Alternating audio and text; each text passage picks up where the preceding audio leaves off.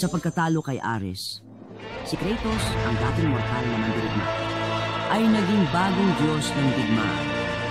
Ngunit si Kratos ay natagpuan ang kanyang sarili na nag-iisa sa Olympus na itinakwil ng mga Diyos.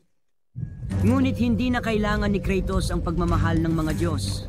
Nakatagpo siya ng pamilya na tumanggap sa kanyang pwesto, na nagbibigay ng kasiyahan mula sa nakaraan at nag-aanyaya na muling lumaban. Panginoong Kratos, isang lungsod ang malapit ng bumagsak.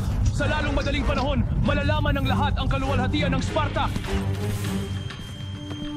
Itigil mo na to, Kratos. Sa bawat lungsod na iyong winasak, lumalakas ang galit ng Olympus. Darating ang panahon, hindi ko na kayang protektahan ka. Wala akong kailangan na proteksyon. Huwag mong kalimutan na ako ang gumawa sa iyo na maging isang Diyos, Ghost ng Sparta. Huwag mo akong tatalikuran. Wala akong utang na loob sa iyo. Kung gayon, wala na akong magagawa. Ginawang puot ni Kratos ang sakit ng kanyang mga alaala.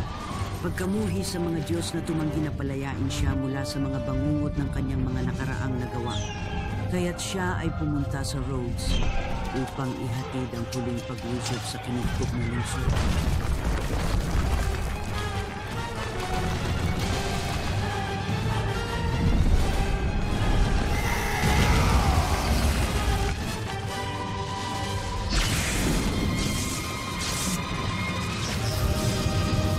Athena!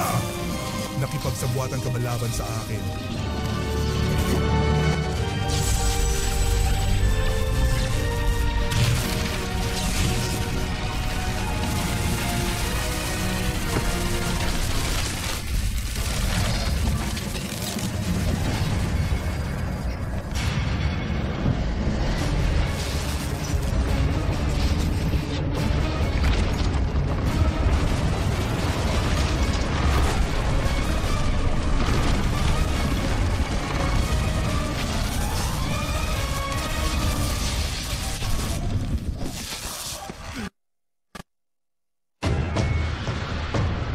Athena!